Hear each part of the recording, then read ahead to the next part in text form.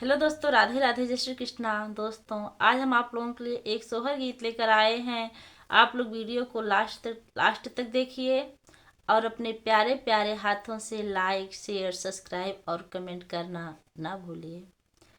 एक तो मैं बारिशों को आरे बाबा के दो लारे बाबा के दो लारे।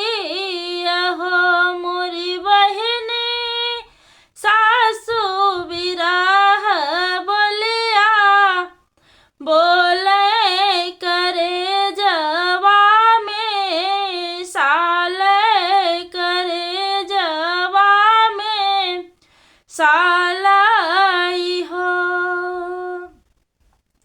किया सासु कंगला के बिटिया दहेज कम पवली दहेज कम पवली।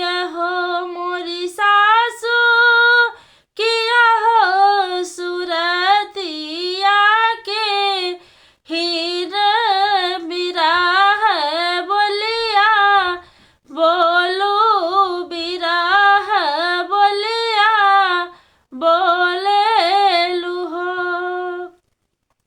नाही बहु कंगला के बिटिया दहेज भल पवलू दहेज भल पवले हो मोरी बहुअरे तो सुरुजवा के चांद तकावने रथ के तकावने रथ के हो।